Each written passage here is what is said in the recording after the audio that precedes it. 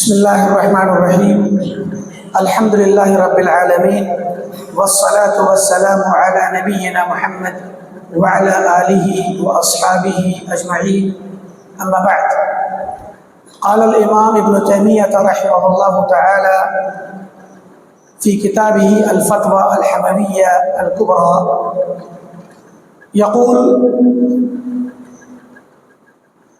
ثم هؤلاء ينكرون العقليات في هذا الباب بالكلية فلا يجعلون عند الرسول صلى الله عليه وسلم وأمته في باب معرفة الله عز وجل لا علوما عقلية ولا سمعية. اللهم اغفر لنا وللحاضرين جميعا وللمستمعين جميعا واغفر لوالدينا ومشايخنا ونوصانا واغفر للمسلمين والمسلمات الأحياء منهم والأموات. ہمارا درس فتویٰ حمویہ کتاب کی شرح میں چل رہا ہے اور اس کتاب کی جن عبارتوں پر ہم ٹھہر گئے تھے اس میں آخری بات یہ آئی تھی کہ جو لوگ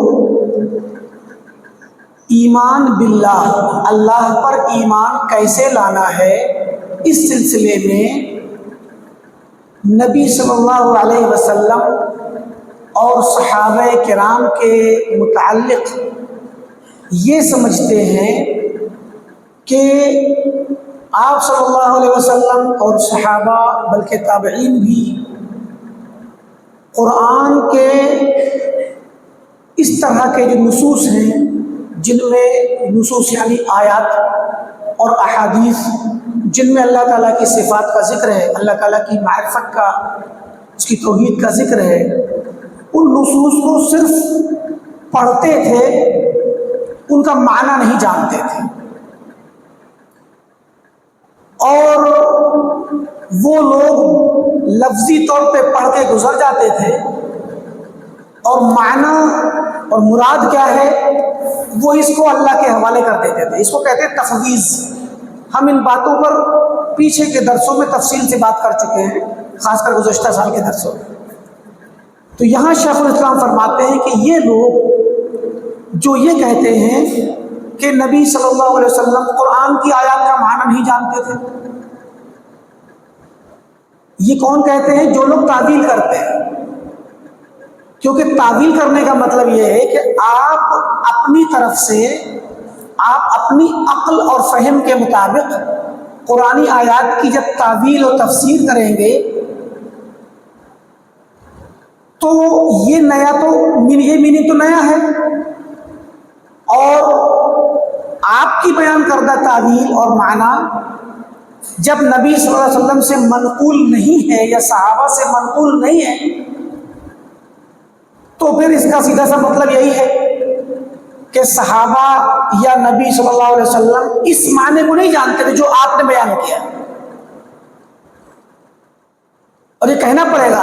اور اسی لیے انہوں نے کہا بھی ہے، پیچھے گزرا ہے تفصیل سے، کہتے ہیں کہ سلف مذہب السلف اسلم، سلف کا مذہب بڑا سلامتی والا ہے. سلامتی والا کیسے؟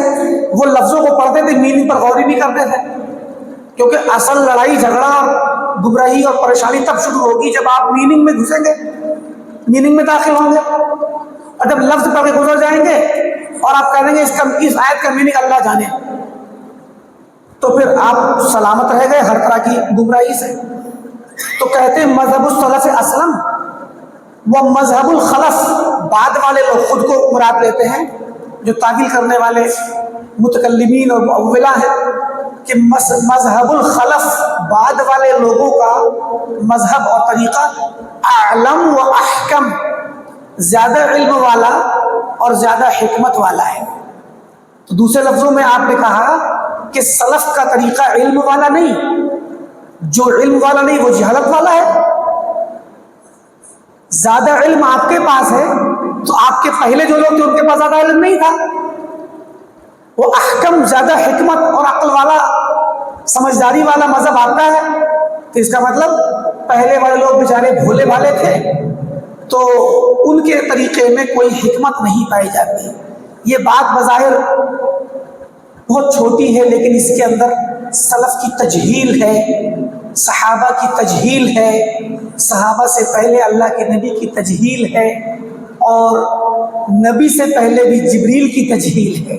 پیچھے والے درس کی آخری عبارت یہی تھی کہ والمقصود هنا التنبیہ، کہ یہاں پر مقصود ہے کہ ہم تنبیہ کر دیں علی اصول المقالات الفاسدہ، جو فاسد اقوال ہیں ان کے بالکل اصول مقالات، جو اصلی بنیادی اقوال ہیں، فاسد اقوال، ان کے بارے میں تنبیہ کر دیں جنہوں نے اس باب میں گمراہی کو واجب کیا۔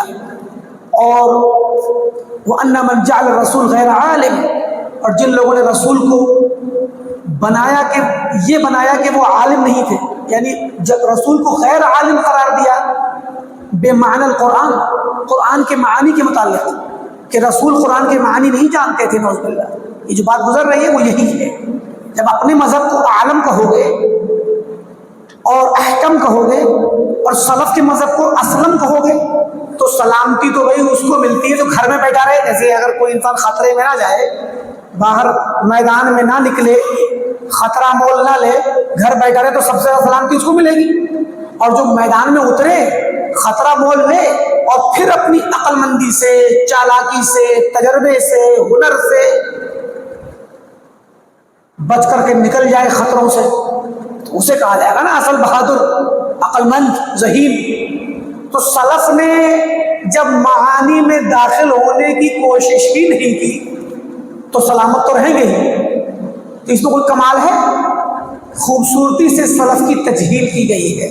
بہرکیف تو کہا کہ ثم هؤلاء ينکرون العقلیات، پھر یہ لوگ تعویل والے لوگ ينکرون العقلیات فی هذا الباب بالکلیہ، اس باب میں، ایمان کے باب میں عقلیات، عقلی معانی اور عقلی علوم کی بالکلیہ نفی اور انکار کر دیتے ہیں۔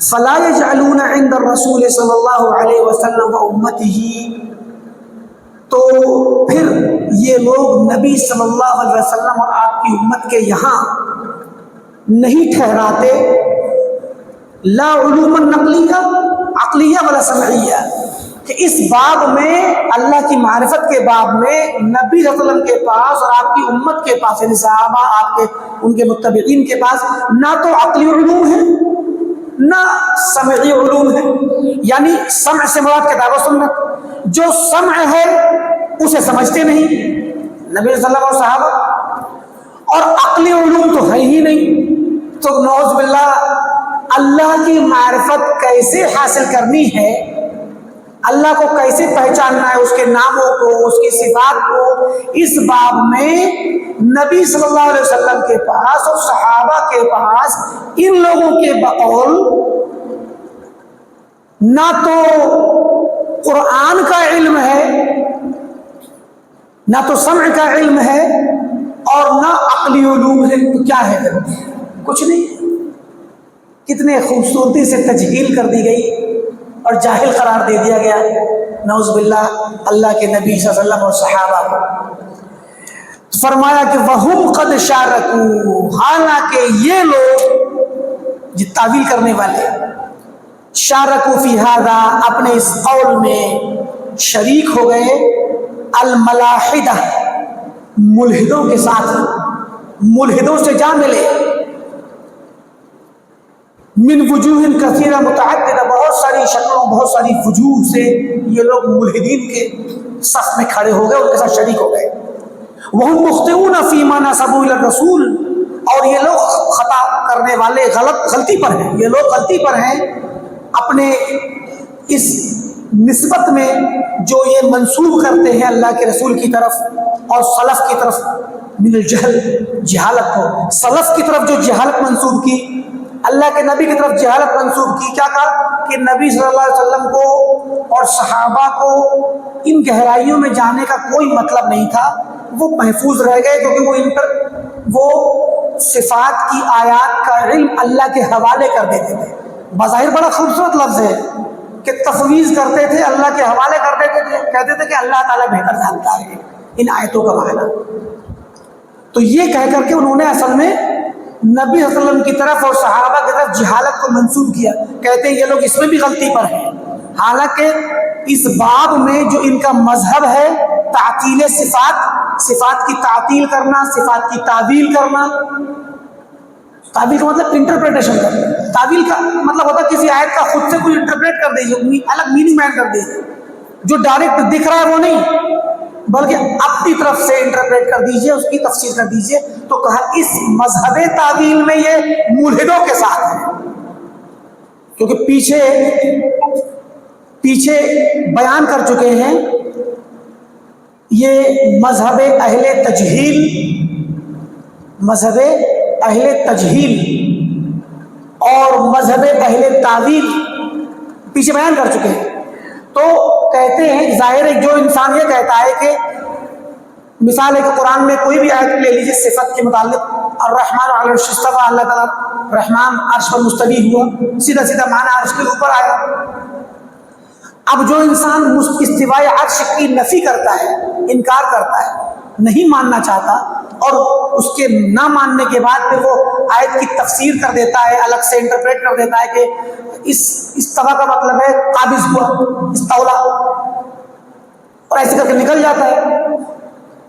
تو آپ نے ایک آیت کی تعویل اس لیے کی کیونکہ آپ کو لگا کہ اگر استوا کا معنی جو لغت میں ہوتا ہے وہی معنی اگر مان لیا جائے گا تو اس سے غلط معنی نکلے گا.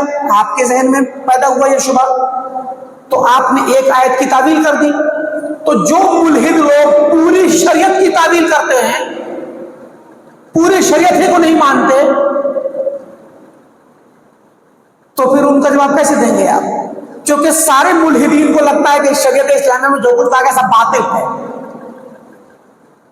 آپ کو ایک بات غلط لگ رہی ہے، انہیں ساری بات غلط لگ رہی ہے. تو الحاد میں آپ ان کے شریک ہوئے کہ نہیں ہوئے؟ وہ کلی الحاد پر ہیں، آپ جزوی الحاد پر ہیں، یہ مطلب ہے. اور پھر آپ الحاد تو کر رہے ہیں جزوی ہی صحیح، ساتھ میں ایک مزید خطرناک غلطی یہ کر رہے ہیں کہ رسول صلی اللہ علیہ وسلم اور آپ کے صحابہ کی طرف جہالت کو منسوخ کر رہے ہیں. آپ کہتے ہیں کہ صحابہ اور سلف اور اللہ کے رسول کو ان آیت کا اصلی میننگ پتہ ہی نہیں تھا، اعوذ باللہ، نہیں جانتے. کما اخطا فی ذلک اہل التحریف والتعبیرات الفاسدہ، جیسا کہ اس باب میں ان لوگوں نے بھی غلطی کی ہے جو تحریف کرتے ہیں قرآن کے اندر اور تعبیرات فاسدہ لے کر کے آتے ہیں. والسائر اصناف الملاحدہ، اور تمام ملحدین جتنے بھی ہیں جس طرح انہوں نے غلطی کی ویسے انہوں نے بھی غلطی کی. اب دیکھیں یہاں پر نقل کرتے ہیں، فرماتے ہیں تقریباً یہاں آ کر کے ابن تیمیہ کا فتویٰ جو سوال کا جواب تھا وہ تقریباً سمجھ لیجئے کہ پورا ہو گیا ہے. لیکن اس سوال کے جواب پر ابن تیمیہ رحمۃ اللہ علیہ اب علماء کے اقوال نقل کریں گے تاکہ پتہ چلے کہ جو میں کہہ رہا ہوں، یعنی ابن تیمیہ فرماتے ہیں کہ جو میں کہہ رہا ہوں وہ میری اپنی عقل کی اپج نہیں ہے. صفات کے متعلق میں جو کہہ رہا ہوں یہ میرا اپنا قول نہیں ہے، سلف سے اقوال لائیں گے. اب دیکھیے کہتے ہیں وَنَحْنُ نَذْكُرُ مِنَ الْفَاظِ السَّلَفِ بِأَعْيَانِهَا، ہم یہاں ذکر کریں گے سلف کے الفاظ بِأَعْيَانِهَا، بالکل وہی سیم ایز اٹ از جو الفاظ صحابہ سے سلف سے علماء سلف سے منقول ہیں، ہم انہیں لائیں گے یہاں پر. عقیدے کے باب میں، توحید کے باب میں، اسماء و صفات کے باب میں، اس مسئلے کے متعلق، صفات کے متعلق سلف کے الفاظ بعینہ سیم جیسے وارد ہوئے ویسے ہی ہم یہاں لا کر کے پیش کریں گے. وَأَلْفَاظِ مَنْ نَقَلَ مَذْهَبَهُمْ، اور ان لوگوں کے، ان علماء کے الفاظ نقل کریں گے جنہوں نے سلف کا مذہب نقل کیا ہے. متقدمین علماء نے اپنے سے پہلے سلف کے بارے میں کہا ہے کہ سلف یہ عقیدہ رکھتے تھے، تو ان علماء کے بھی اقوال نقل کریں گے اور سلف کے اقوال بھی نقل کریں گے. بِحَسَبِ مَا يَحْتَمِلُهُ هَذَا الْمَوْضِعُ، جتنا یہ جگہ تحمل کر سکتی ہے، اٹھا سکتی ہے، فتویٰ ہے تو تھوڑی سی ہی باتیں نقل کریں گے. تو مَا يُعْلَمْ بِهِ مَذْهَبُهُ، سلف کے اتنے الفاظ ہم پیش کر دیں گے جس کے ذریعے سلف کا مذہب اور طریقہ پتہ چل جائے گا، معلوم ہو جائے گا. تو سب سے پہلے لا رہے قول الامام الاوزاعی. امام اوزاعی کون ہے؟ امام اہل الشام، تبع تابعین کے زمانے کے ہیں. امام ابو حنیفہ کے معاصر ہیں. امام ابو حنیفہ رحمۃ اللہ علیہ کی پیدائش 80 ہجری میں ہوئی. اوزاعی کی پیدائش 88 ہجری میں ہوئی، 8 سال چھوٹے ہیں. امام ابو حنیفہ کا انتقال 150 ہجری میں ہوا، اوزاعی کا انتقال 157 ہجری میں ہوا. بالکل تقریباً برابر عمر ہے. امام ابو حنیفہ کے بارے میں احناف کے علماء کہتے ہیں کہ وہ تابعی ہیں. انہوں نے بعض صحابہ کو دیکھا یا ان کے سامنے ابو حنیفہ کو لایا گیا ہوگا بچپن میں. ٹھیک ممکن ہے، حالانکہ روایت ثابت نہیں. چلیے مان لیجیے اگر ابو حنیفہ تابعی ہے تو اوزاعی کے بارے میں تابعی ہونے کا تو فتویٰ نہیں ہے، کوئی قول نہیں ہے، لیکن تبع تابعی ہے. کیونکہ 80 میں 88 میں یہ پیدا ہو رہے ہیں تو ابھی صحابہ موجود ہیں بعض تو زیادہ تر لوگ جو ہیں وہ تابعین کا دور ہے. صحابہ ختم ہو رہے ہیں دھیرے دھیرے، 110 میں آخری صحابی کا انتقال ہے. تو ابو حنیفہ رحمۃ اللہ علیہ نے بھی زیادہ تر تابعین کو پایا ہے اپنے ہوش میں، اور طلب علم میں تو تابعین کو ہی پایا ہے.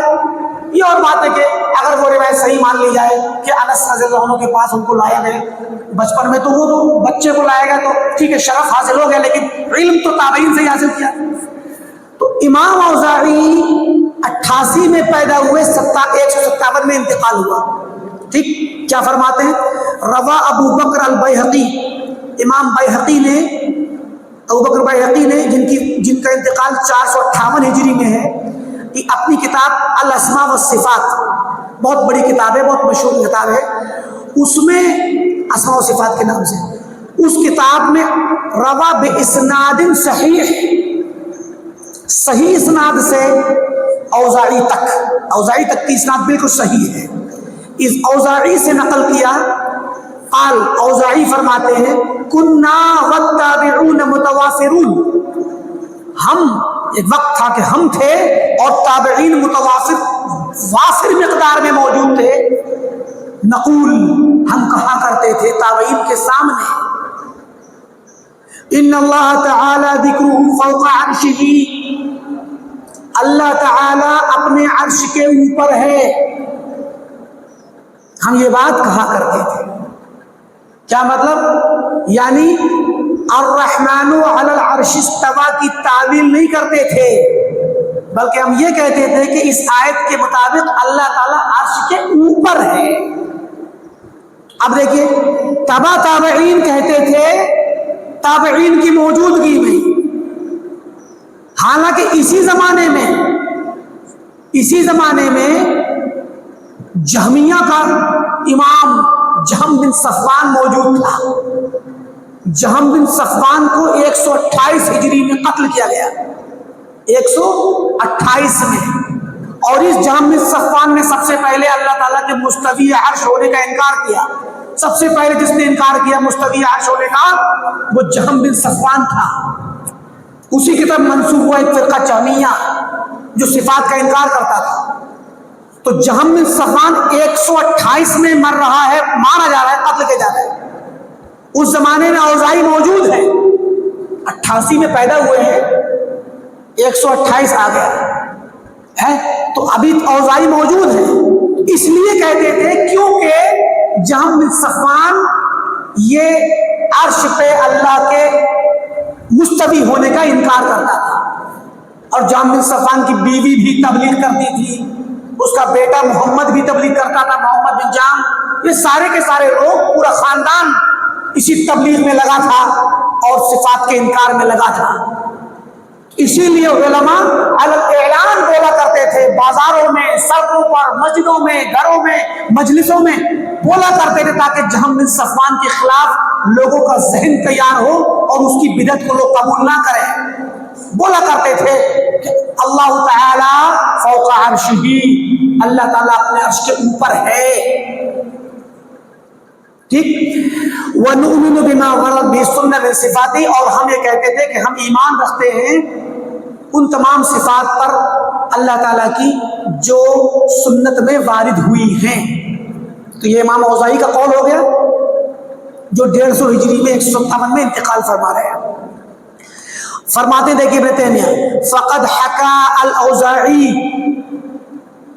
چنانچہ یہاں اوزاعی نے نقل کیا، حکا یحکی حکایتاً، حکایت نقل کرنا، حکایت نقل کی، وہو احد الائمۃ الاربعہ فی عصر تابعی التابعین، تبع تابعین کے زمانے میں 4 بڑے بڑے امام تھے، ان 4 اماموں میں سے ایک امام ہے یہ ائمہ اربعہ۔ یہ والے ائمہ اربعہ مراد نہیں ہے یہاں پر جو بعد میں فقہ کے تو فقہ میں مشہور ہوئے، بلکہ اس زمانے میں جو بڑے بڑے 4 امام تھے، علماء سنت، علماء الحدیث، بڑے بڑے علماء، تو 4 امام بڑے بڑے کون تھے؟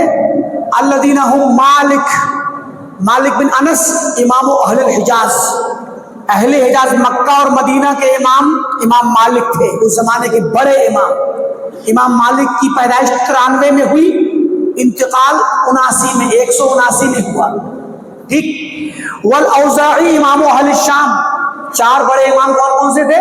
تبع تابعین کے دور میں، تابعین کے بعد والا طبقہ، تابعین موجود ہیں، تبع تابعین ہے، تو تبع تابعین کے دور میں حجاز میں امام مالک تھے، شام میں امام اوزاعی عبد الرحمن بن عمرو الاوزاعی، اور مصر میں لیث بن سعد المصری الفہری، امام لیث بھی بالکل امام مالک کی طرح دونوں دوست بھی تھے بڑے گہرے، امام مالک اور امام لیث یہ مصر کے رہنے والے تھے، بہت بڑے امام تھے، بہت بڑے عالم تھے، فقیہ تھے، محدث تھے، اور بہت بڑے تاجر تھے، بہت پیسہ تھا ان کے پاس، بہت دولت والے تھے۔ امام لیث جب مدینہ آئے تو امام مالک نے ان کے پاس چند کچھ تحفہ بھیجا، کھجور کا، چھوٹی بڑی چیزوں کا، امام مالک بیچارے اللہ والے اور مسجد میں درس دینے والے، مولانا نے بھیج دیا کچھ تحفہ، امام لیث نے ان کے پاس اپنی دولت اور حیثیت کے مطابق ان کے پاس بہت بڑا ہدیہ بھیجا، سمجھے کہ نہیں؟ تو مراد کیا ہے؟ امام لیث بہت بڑے عالم تھے، ان کی سیرت آپ لوگ پڑھیے، سیر و اعلام النبلاء میں پڑھیے، خاص کر اور بھی کتابوں میں بہت مزیدار ان کی سیرت ہے، اور ہمتوں کو جو ہے مہمیز لگاتی ہے، تو اس کو پڑھیے۔ امام لیث بن سعد الفہری المصری، امام المتقن الفقہ حافظ، یہ امام مصر کے امام تھے، امام اہل مصر۔ والثوری، سفیان بن سعید الثوری، سفیان ثوری، یہ 97 ہجری میں پیدا ہوئے، 161 میں انتقال ہوا۔ سفیان ثوری امام اہل العراق، یہ بڑے بڑے 4 امام تھے اس زمانے کے۔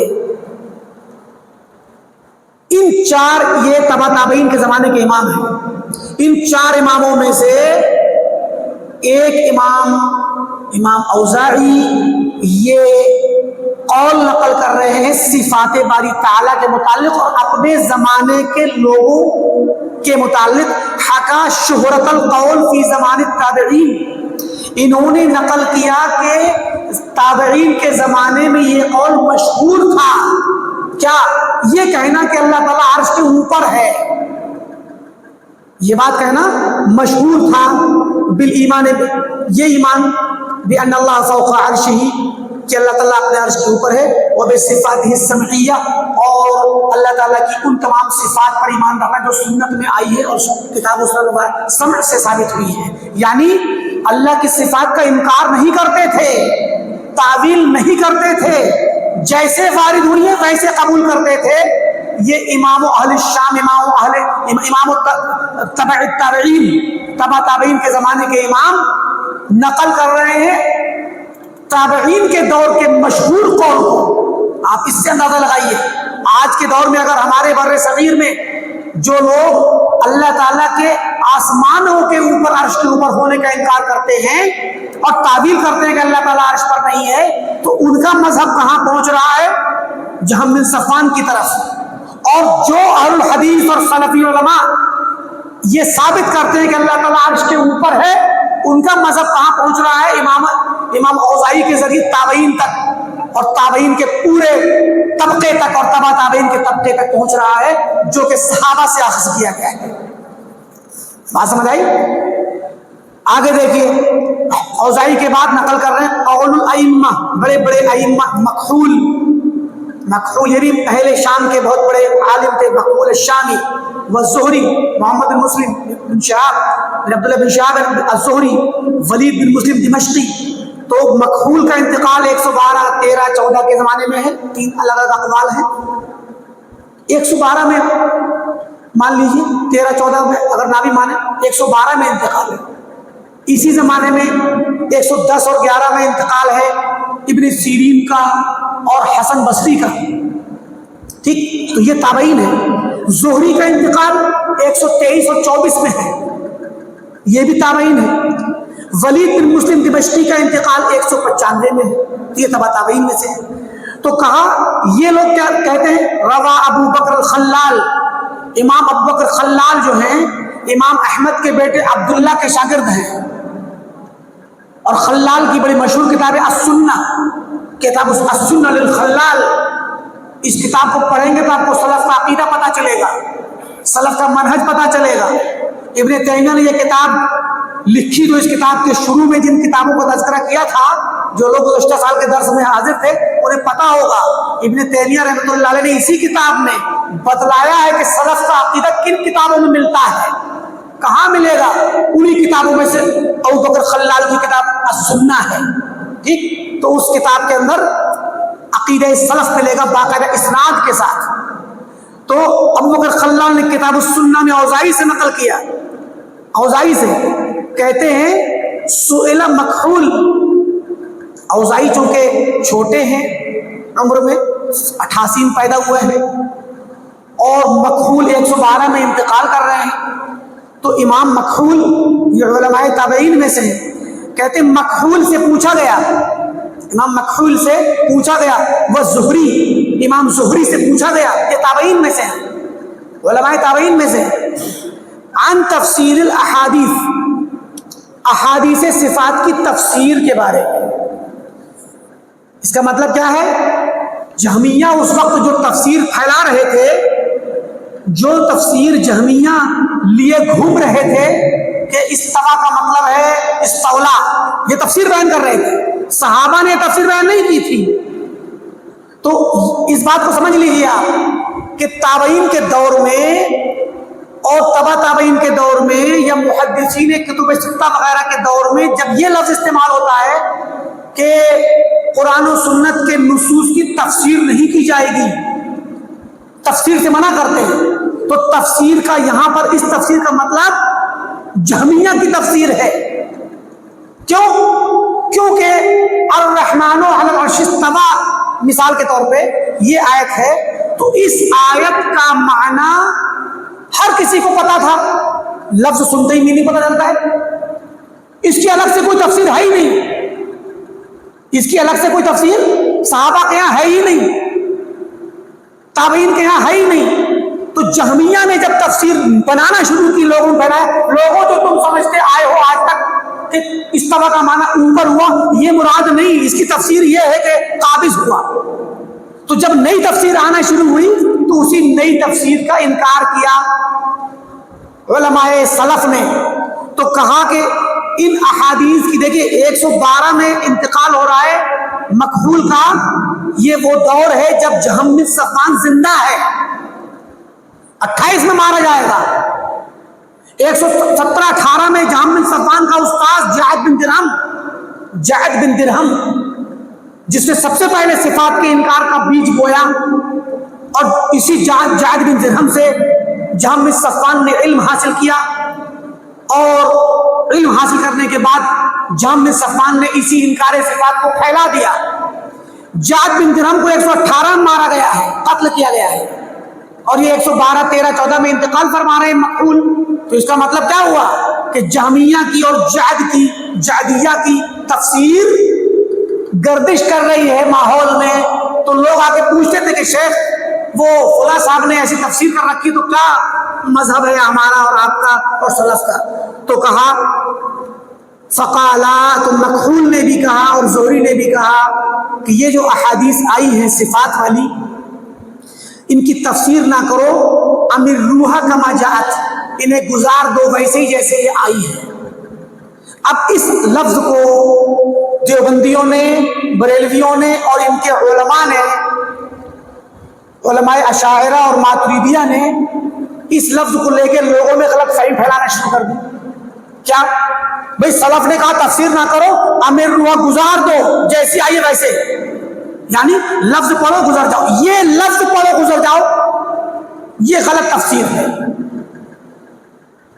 کہتے ہیں کہ سلف لفظوں کا ان آیات صفات اور احادیث صفات پر کے معانی پر غور ہی نہیں کرتے تھے. وہ کہتے تھے امیر روح کما جات، جیسے آئی ویسے گزار دو، پڑھو اور نکل جاؤ. نہیں، پڑھو اور نکل جاؤ نہیں کہتے تھے.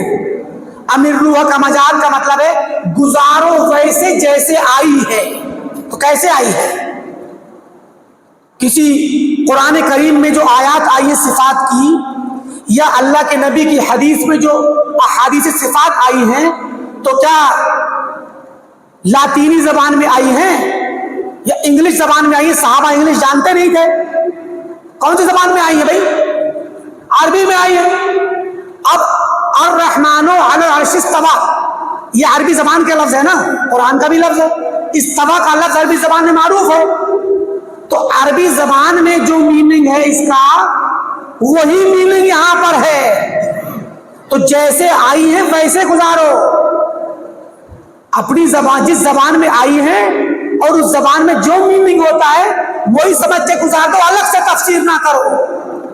یہ مراد ہے. کیا ان لفظوں کا کوئی میننگ نہیں ہوتا عربی زبان میں؟ یا تو کہہ دیجئے کہ الرحمن کا کوئی میننگ نہیں ہوتا عربی زبان میں، اعلیٰ کا کوئی میننگ نہیں ہوتا، عرش کا کوئی میننگ نہیں ہوتا، استوا کا کوئی میننگ نہیں ہوتا.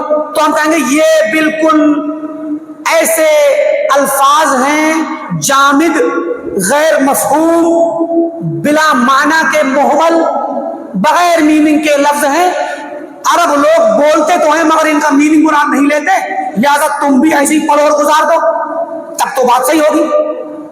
لیکن عرب لوگ تو ان سارے لفظوں کا میننگ مراد لیتے ہیں. اور ابن عباس رضی اللہ عنہ نے فرمایا، پیچھے بات گزری کہ تفسیر کی 4 اقسام بتائیں، ان میں سے بتائے ایک قسم وہ ہے جس کو عرب لوگ تعریف العرب بلسانها، تفسیر تعریف العرب بلسانها، قرآن کی وہ تفسیر جسے عرب اپنی زبان سے سمجھتے ہیں. یعنی قرآن سنیں گے اپنی زبان کے ذریعے سے، قرآن کو پہلی بار میں لفظی طور پہ سمجھ جائیں گے کیا میننگ ہے. تو کہا امیر روح کما جات، ویسے گزارو جیسے آئی ہے. تو لفظ عربی کا ہے، لفظ محمل نہیں، متروک و مہجور بلا معنی لفظ نہیں، معنی والا لفظ ہے. تو معنی کے ساتھ ہی گزارو. امیر روح کما جات. اور ہمارے دیوبندی بھائیوں نے کیا کہا کہ امیر روح کما جات کا مطلب ہے بغیر معنی سمجھے ہی گزار دو. لفظوں کو، لفظ آیا لفظ گزار دو، لفظ آیا ہے لفظ گزار دو. لفظ نہیں آیا، لفظ کے ساتھ معنی بھی آیا ہے، لفظ کے ساتھ معنی بھی آیا ہے. اعلیٰ کا معنی اوپر ہوتا ہے، استوا کا معنی کسی چیز کے اوپر آنا ہوتا ہے اگر اعلیٰ کے ساتھ استعمال ہو، اور بغیر اعلیٰ کے استوا ایسے بھی سیدھا ہونا، مستوی ہونا، برابر ہونا. تو عربی زبان میں ان کی میننگ ہے. عرش کا میننگ تخت شاہی ہوتا ہے، ہر لفظ کا میننگ ہے. لہذا جیسے یہ لفظ اپنی میننگ کے ساتھ آئے ہیں ویسے ہی گزارو. تو اس کا مطلب کیا ہوا کہ مقبول اور زہری نے بھی کہا کہ قرآن و سنت کے جو الفاظ جیسے آئے ویسے مانو. پھر کہتے ہیں روا ایضا عن ولید بن مسلم، امام خلال نے، ابوبکر خلال نے ولید بن مسلم دمشقی سے نقل کیا، 195 ہجری میں انتقال ہے. کہتے ہیں سالتو، میں نے پوچھا مالک بن انس سے، وسفیان الثوری واللیث بن سعد والاوزاعی، یہ چاروں امام ہیں جن کا ذکر پیچھے گزرا. کہتے ہیں میں نے ان سے پوچھا عن الاخبار التي جاءت في الصفات، ان خبروں اور احادیث کے بارے میں جو صفات کے بارے میں آئی ہیں. فقالوا، تو ان سب نے کہا امیر روحا کما جاءت، ویسے ہی گزارو جیسے آئی ہے. لفظ آئے ہیں معنی کے ساتھ، عربی زبان کے لفظ ہے، لہذا معنی کے ساتھ گزار دو، الگ سے نیا معنی نہ لاؤ. یہ مطلب ہے. وفی روایت فقالو، دوسری روایت میں نقل کیا کہ امیر روح کما جات بلا کیف، گزار دو جیسے اسی معنی کے ساتھ جس معنی پر وہ آئی ہے، بغیر کیفیت بیان کیے. کتنا واضح مذہب ہے سلف کا کہ اگر عرش والی آیت آئی ہے تو کہہ دو کہ اللہ تعالیٰ عرش پر مستوی ہے، بس یہ میننگ ہو گیا. الرحمن علی العرش کا میننگ ہو گیا کہ اللہ تعالیٰ عرش پر مستوی ہے. گزار دو ایسے ہی، بس گزر جاؤ، زیادہ نہ رکو کہ کیفیت پر ذہن نہ جائے، کیسے مستوی ہے ادھر ذہن نہ جائے، اور نہ کیفیت کو سمجھنے کی کوشش کرو، نہ کیفیت کو بیان کرنے کی جرات کرو. کیوں؟ کیونکہ اللہ نے ہمیں استوا کا مطلب تو بتلایا کہ اللہ تعالیٰ اوپر مستوی ہے عرش کے اوپر، مگر کیفیت نہیں بتلائی. تو ہم نہ کیفیت جان سکتے نہ ہم بیان کر سکتے ہیں. تو اس بات کو فقولہم تو کہتے ہیں کہ امام ابن تیمیہ کے ان ائمہ کا یہ کہنا امر روحا کما جاءت، امر روحا کما جاءت کہنا کہ گزار دو ویسے جیسے آئی ہے، یعنی معانی کے ساتھ، اپنے اصلی معنی کے ساتھ گزار دو. رد علی المعطلہ، اس لفظ سے رد ہوتا ہے معطلہ پر جو اللہ تعالیٰ کی صفات کی تعطیل کر کے انکار کرتے اور قبول نہیں کرتے. رد ہوتا ہے نا کہ بھئی آپ ویسے مانو جیسے آئی ہے تو معانی کو ثابت کرو. وقولہ بلا کیف، اور یہ کہنا کہ بغیر کیفیت کے گزارو. رد علی الممثلہ، تمثیل دینے والے، تشبیہ دینے والے فرقے جو ابتدا میں اس زمانے میں فرقہ کرامیہ تھا، محمد بن کرام سجستانی کے ماننے والے کرامیہ فرقہ اللہ کی صفات کو انسانوں کی طرح ثابت کرتا تھا. اور رافضیوں شیعوں کے قدیم علماء، قدماء رافضہ، ہشام بن حکم جوالیقی وغیرہ جو رافضی علماء تھے، شیعہ کے علماء تھے، علماء شیعہ قدیماً، پرانے قدیم شیعہ، یہ قدیم شیعہ سب مشبہہ ہیں. قدیم شیعہ صفات باری تعالیٰ کے باب میں مشبہہ ہیں، وہ اللہ تعالیٰ کی صفات کو انسانوں کی طریقے سے تشبیہ دے کر کے ثابت کرتے تھے. تو کہا کہ بلا کیف کہنے میں بغیر کیفیت کے ثابت کرو اور گزارو. اس بلا کیف کے لفظ سے تردید ہوتی ہے ممثلہ کی، جو تشبیہ دیتے ہیں، تمثیل دیتے ہیں اور انسانوں جیسے انداز میں ثابت کرتے ہیں. یہ کون ہے؟ کرامیہ اور رافضی شیعہ. والزہری و مکحول، اور امام زہری اور مکحول، ہما یہ دونوں اعلم التابعین فی زمانہم، اپنے زمانے میں تابعین کے دور میں سب سے زیادہ علم رکھنے والے سب سے بڑے عالم تھے، زہری بھی اور مکحول بھی. والائمۃ الاربعہ الباقون، اور بقیہ جو چار امام گزرے جن کا نام پیچھے گزرا، مالک بن انس، سفیان ثوری، لیث بن سعد اور امام اوزاعی، یہ چاروں امام، یہ ائمۃ الدنیا، پوری دنیا کے امام ہیں فی عصر تابعی التابعین، تبا تابعین کے زمانے میں. تابعین کے دور کے بڑے علماء زہری اور مکحول ہیں، جو کہتے ہیں کہ آیات اور احادیث صفات پر ایمان رکھو، ویسے جیسے آئی ہیں کیسے بیان نہ کرو. اور تبا تابعین کے دور کے بڑے بڑے ائمہ دنیا، پوری دنیا کے بڑے امام، ائمۃ الدنیا، شام میں اوزاعی، عراق میں ثوری، مصر میں لیث اور حجاز میں امام مالک، یہ لوگ تبا تابعین کے دور کے ائمہ دنیا ہیں، پوری دنیا کے بڑے امام. یہ بھی کہتے ہیں کہ آیات و احادیث صفات جیسے آئی ہیں ویسے مانو، تشبیہ، تکییف اور تفسیر معطلہ، تفسیر جہمیہ کی طرف نہ جاؤ. وَإِنَّمَا قَالَ الْأَوْزَاعِي هَذَا، یہ بات اوزاعی نے کیوں کہی؟ کہتے یہ بات کہی بعد ظہور امر جہم، دیکھیں جہم کے معاملے کے ظاہر ہونے کے بعد. ہم نے بتایا آپ کو جہم بن صفوان ترمذی سمرقندی، جہم بن صفوان یہ ترمذ کا رہنے والا تھا، سمرقند کا پیدا ہوا. یہ ترمذ کے ٹول ٹیکس پلازا پر ٹیکس وصول کرتا تھا، وہاں پر یہ کیا کرتا تھا؟ مناظرے کرتا تھا. ہم بتا چکے ہیں پیچھے، ہندوستان کا بدھسٹوں کا ایک فرقہ گزرا، شمنیہ ہے، شرونیہ کہتے ہیں، شرون سے نکلا ہے، تو شمنیہ فرقہ نکلا، گزر رہا تھا ترمذ کے ٹول ٹیکس کے معبر سے، وہاں کے گزرگاہ سے گزر رہا تھا. وہاں پر اس نے ان کو روکا، ٹیکس تو وصولا ہی، ساتھ میں ٹیکس میں کیا لیا؟ ان کے مذہب کا الحاد بھی لے لیا ٹیکس میں. ملحد تو ٹیکس میں اپنے پاس جو ہے وہی دے گا نا، تو ہندوستان کے ملحدوں کا ٹیکس اس نے کیا لیا؟ وہ ٹیکس میں وہ سارا الحاد لے لیا، انکار صفات. یہ واقعہ ہم پیچھے بیان کر چکے تفصیل سے. تو جہم بن صفوان کا مذہب 128 میں قتل کیا جائے گا، اور امام اوزاعی 128 میں कितने साल के होंगे, तकरीबन 40-50 साल के हो जाएंगे, 88 में पैदा हुए हैं। तो मुराद ये कि औज़ाई मौजूद है। जाम बिन सफ़वान की तफसीर इस तरह का इनकार फैल रहा है, इनकार सिफात मशहूर हो गया है, क्योंकि वो तो टोल प्लाजा पर है ना, जो भी मुसाफिर गुजरता है उसको वो बयान करता है। मुकातिल बिन सुलेमान बल्खी से जाकर के मुनाज़रे करता था, और जो भी मिलता उससे मुनाज़रे करता था। बहुत बड़ा मुनाज़िर था, जैसे आजकल मुल्हिदों से मुनाज़रा करने वाले हमारे हिंदुस्तान में है ना। अभी गुज़श्ता साल कुछ महीनों पहले मुनाज़रा हुआ था ना, ऐसे ही एक जाम बिन सफ़वान भी था जो मुनाज़रा करता था मुल्हिदों से, और हिंदुस्तान के ही मुल्हिद वो भी थे, वो भी हिंदुस्तानी मुल्हिद थे। मगर उनके नतीजे में क्या हुआ कि जहम ने इनकार सिफात का मजहब अख्ज़ कर लिया और मजीद फैल गया, और फिर सारे मुसाफिरों को, गुजरने वाले लोगों को इस मजहब की तलकीन करता। तो पूरी दुनिया इस्लाम में खुरासान से जब फैला तो सारे इलाके में उसकी तफसीर घूम रही थी, मुसाफिर ले लेके जा रहे थे। तो उलमाए सलफ से, उलमाए ताबईन से, उलमाए तबा ताबईन से लोग सवाल करते थे। तो कहते हैं औज़ाई ने ये बात क्यों कही, क्योंकि इन्नमा क़ाला ज़ालिक बाद ज़ुहूर अम्र जहम, जहम के मामले के ज़ुहूर पज़ीर होने के बाद औज़ाई ने ये बात कही।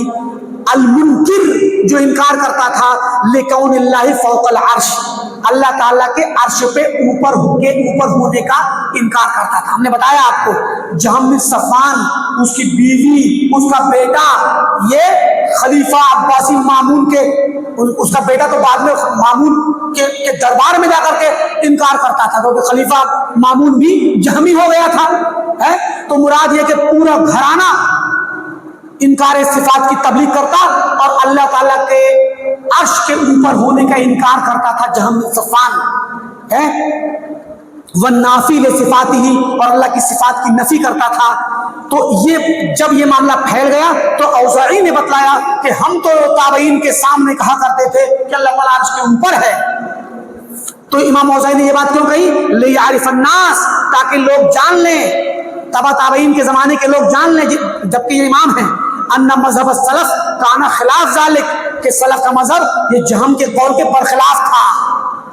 अर्श पे अल्लाह के अर्श के ऊपर होने का इनकार करना ये जहम का मजहब है, जहमिया का।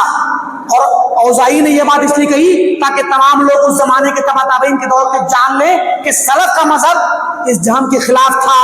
वमिन तबक़त हम्माद बिन ज़ैद व हम्माद बिन सलमा व अम्सालुहुमा, और इन्हीं के तबके में हम्माद बिन ज़ैद और हम्माद बिन सलमा वगैरह हैं जिन्होंने इस तरह की बातें कह रखी हैं।